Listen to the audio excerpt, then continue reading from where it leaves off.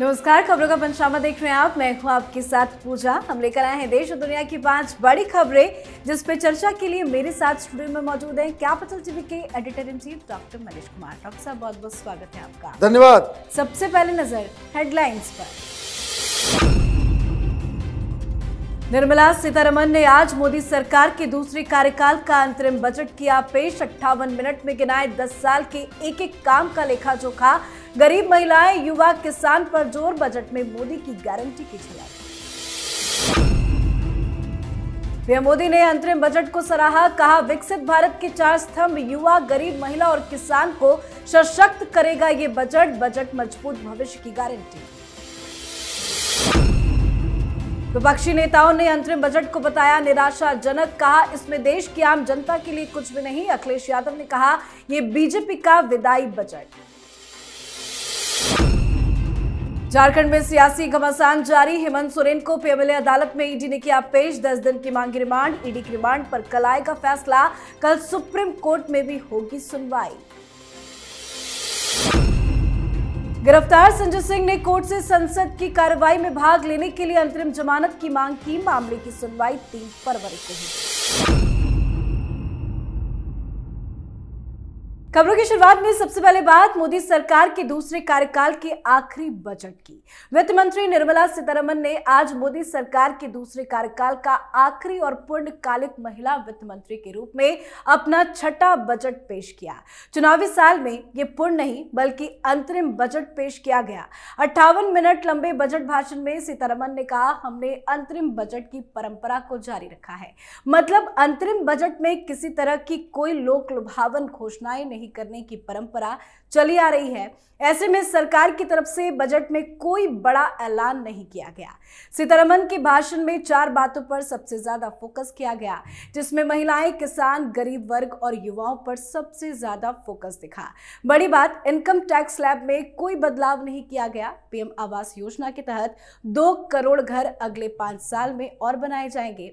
गरीबों को घर और आम लोगों को फ्री बिजली का वादा किया गया।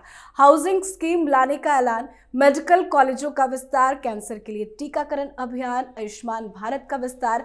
लखपति दीदी योजना के तहत कवर होने वाली महिलाओं की संख्या 3 करोड़ कर दी गई। साथ ही 2047 तक विकसित भारत की झलक बजट में देखी गई। आज के अंतरिम बजट में क्या कुछ खास रहा? देखिए, आज का जो अंतरिम बजट रहा उसकी सबसे बड़ी खासियत यह है कि निर्मला सीतारमण जी दूसरी ऐसी फाइनेंस मिनिस्टर रही जो छठी बार लगातार बजट पेश कर रही है। यूपीए की सरकार रही 10 साल। देखिए, फाइनेंस मिनिस्टर बदले गए। ये आसान काम नहीं होता है। इसका मतलब कि प्रधानमंत्री मोदी वाकई इस वित्त मंत्री से खुश है, इनके परफॉर्मेंस से। आपने सही कहा कि यह अंतरिम बजट है। अंतरिम बजट इसलिए लाया जाता है कि ये परंपरा कि मई के बाद जो नई सरकार आएगी वो अपने हिसाब से बजट देती है। और अंतरिम बजट इसलिए अभी लाया जाता है कि अगले बजट तक जो नई सरकार बने वो अपने हिसाब से देश को चलाए। उसके पहले ये बजट इसलिए पास किया जाता है ताकि जो सरकारी कामकाज है, जो मनी एलोकेट किया गया हुआ होता है, वो सुचारू रूप से चले, फंड की कहीं कमी नहीं हो। लेकिन ये एक मौका भी मिल जाता है कि भाई आपने क्या क्या किया।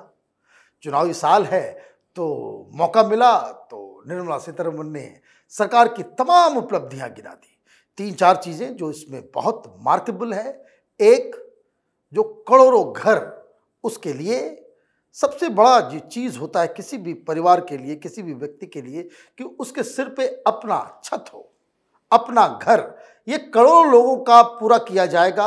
और दूसरा, ये जो सौर ऊर्जा से बिजली और घर घर में सौर ऊर्जा को लगाने का जो एक नया मुहिम है, ये बहुत ही आगे देश को लेके जाएगा। जी, तो बजट में नई उम्मीदों की झांकी है, जिसकी सराहना पीएम मोदी ने भी की है। प्रधानमंत्री नरेंद्र मोदी ने अंतरिम बजट के संसद में पेश होने के बाद देश की जनता को खास संदेश दिया है। पीएम ने कहा कि यह बजट देश के 4 स्तंभों को मजबूत करेगा। इस बजट से युवा, महिला, गरीब और किसान मजबूत होंगे। पीएम ने कहा कि यह बजट मजबूत भविष्य की गारंटी है। बजट में विश्वास का समावेश है। ये बजट विकसित भारत को समर्पित बजट है। इसमें विकसित भारत की नींव मजबूत होगी। उन्होंने कहा कि बजट में रिसर्च और इनोवेशन के लिए 1 लाख करोड़ रुपए दिए गए हैं। वहीं रोजगार के लिए युवाओं के पास अनेक मौके होंगे। वित्तीय घाटे को भी नियंत्रित रखने के लिए प्रयास किए गए हैं। ये बजट युवा भारत की आकांक्षाओं का बजट है। बजट को लेकर पीएम मोदी भी काफी खुश नजर आए। देखिए, प्रधानमंत्री मोदी उन्होंने बाकायदा एक इलेक्शन के मद्देनजर ये पूरा बयान दिया, इसमें कोई डाउट नहीं है। उन्होंने सारी बातें बताई किस तरीके से भारत, इसकी इकॉनमी दुनिया में बिल्कुल आगे दंदनाते हुए जा रही है। कोविड के बाद से जितनी भी मेजर इकॉनमीज हैं उसमें सबसे बेहतरीन परफॉर्मेंस अगर किसी देश का रहा है वो भारत है। एक मिरेकल हो रहा है यहाँ। ये इस सरकार की सबसे बड़ी उपलब्धि है कि इतना ज़्यादा पूरे यूरोप में मेल्टडाउन है, इकॉनमी तहस नहस हो गई, लेकिन हिंदुस्तान एक अकेला आइलैंड रहा कि जो इस पूरे प्रॉब्लम में अपने आप को निखार के बाहर लाया है। अब प्रधानमंत्री मोदी का टारगेट है कि 3rd बड़ी इकॉनमी बनानी है। वो टारगेट पूरा भी होगा। तमाम एजेंसियां इस बजट से पहले, जितने भी फाइनेंशियल इंस्टीट्यूट हैं ग्लोबल स्तर के, सब लोग भारत की इकॉनमी के रफ्तार को देखकर वो तारीफ भी कर रहे हैं और इसमें सच्चाई भी है। अब एक बड़ा सवाल उठता है बेरोजगारी को लेकर के कि रोजगार कहाँ है। रोजगार है, लेकिन जो एक रोजगार को लेकर के लोगों के दिमाग में सरकारी नौकरी को लेकर के जो है वो तो अब धीरे धीरे वो खत्म हो रहा है। लेकिन जिस हिसाब से इंफ्रास्ट्रक्चर डेवलपमेंट किया गया, जिस हिसाब से हमारे यहाँ इन्वेस्टमेंट्स आ रहे हैं, जिस हिसाब से कंपनियां खुल रही हैं, तो वो प्रोस्पेक्ट भी बिल्कुल साफ बेहतर नजर आ रहा है। जी, तो लोकसभा चुनाव से पहले मोदी सरकार के मौजूदा कार्यकाल का अंतिम बजट पेश हो गया, पर बजट के पेश होते ही इस पर राजनीति भी शुरू हो गई। विपक्ष के तमाम बड़े नेताओं ने बजट पर अपनी प्रतिक्रिया दी है। कांग्रेस के कई सांसदों ने अंतरिम बजट को निराशाजनक करार देते हुए कहा कि इसमें देश की आम जनता के लिए कुछ भी नहीं है। अखिलेश यादव ने सोशल मीडिया पर लिखा, भाजपा सरकार ने जन विरोधी बजटों का 1 दशक पूरा करके एक शर्मनाक रिकॉर्ड बनाया है जो फिर कभी नहीं टूटेगा, क्योंकि अब सकारात्मक सरकार आने का समय हो गया है। ये भाजपा का विदाई बजट है। तो सचिन पायलट ने कहा, वित्त मंत्री का भाषण चुनावी भाषण जैसा था। साथ ही कई नेताओं ने बजट को चुनावी लॉलीपॉप करार दिया। आज पूरे बजट के दौरान ये साफ समझ में आ रहा था कि मोदी सरकार जीत को लेकर आश्वस्त है। गारंटी गिनाई जा रही थी, पर विपक्ष को और क्या कुछ नया चाहिए। देखिए, कोई भी बजट जब भी पेश किया जाता है भारतीय जनता पार्टी की सरकार के द्वारा, मैं आपको बता देता हूं क्या रिएक्शन होगा, आगे भी आप याद रखेंगे। कांग्रेस पार्टी कहेगी आम जनता के लिए कुछ भी नहीं था। वामपंथी कहेंगे कि गरीब मजदूर किसान उनके लिए कुछ नहीं था। समाजवादी, जो सेकुलर समाजवादी अपने आप को कहते हैं, वो कहेंगे कि देखिए जन विरोधी था। ये बेसिक ये तकिया कलाम इन लोगों का चलता चला आ रहा है। बजट के ऊपर रिएक्शन या नीतियों के ऊपर रिएक्शन, हिंदुस्तान का विपक्ष वो कायदे से दलील देकर के लोगों को समझाने में असफल रहा है। आपने कहा कि सरकार जो है जीत को लेकर के आश्वस्त है, वो इसलिए भी है कि सरकार की योजनाएं, सरकार की नीतियां, सरकार का बजट, उसके ऊपर जो चिंतन के साथ उसका क्रिटिसिज्म होना चाहिए, ये विपक्ष वो कर ही नहीं पाता। आज राहुल गांधी को पार्लियामेंट में होना चाहिए था, आज राहुल गांधी को कुछ बोलना चाहिए था।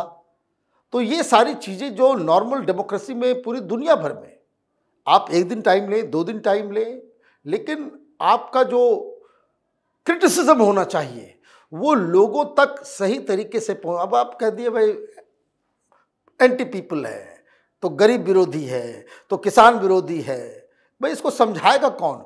तो विपक्ष से एक और ज्यादा बेहतर कोई उम्मीद नहीं की जा सकती है। जी, अब बात करते हैं झारखंड की, जहां जबरदस्त हलचल तेज है। जमीन घोटाला मामले में ईडी ने हेमंत सोरेन को गिरफ्तार कर लिया है। इसके बाद आज ईडी ने हेमंत सोरेन को पीएमएलए अदालत में पेश किया। ईडी ने आज कोर्ट में हेमंत सोरेन की 10 दिन की कस्टडी मांगी, जिस पर कोर्ट अपना फैसला कल सुनाएगा। मतलब आज सोरेन फिलहाल ईडी कस्टडी में ही रहेंगे। तो वहीं कल का दिन भी काफी अहम है, क्योंकि सोरेन ने अपनी गिरफ्तारी के खिलाफ वक्त सुप्रीम कोर्ट का दरवाजा खटखटाया है और कल सुप्रीम कोर्ट में इस मामले में सुनवाई भी होगी। सुप्रीम कोर्ट में भी सुनवाई होनी है, ईडी कस्टडी पर भी फैसला आना है। कुछ राहत मिलेगी क्या? देखिए, राहत की तो कोई गुंजाइश नजर नहीं आ रही है, क्योंकि बहुत सारे लोग 14 लोग पहले ही गिरफ्तार हो चुके हैं।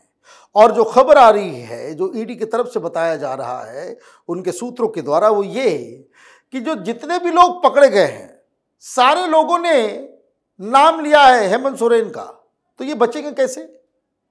और ईडी के सामने दिया गया बयान वो कोर्ट में एक सबूत की तरह होता है, इसलिए कोई राहत मिलना बड़ा मुश्किल है। लेकिन सुप्रीम कोर्ट तो सुप्रीम कोर्ट है। सुप्रीम कोर्ट के सामने कल जब मसला आएगा तो उस पर सबकी नजर है, और उससे न सिर्फ भाग्य तय होगा हेमंत सोरेन का, बल्कि झारखंड में किस तरह की सरकार बनेगी, वहां की राजनीति किस करवट बैठेगी, वो सुप्रीम कोर्ट के फैसले से ही होगा।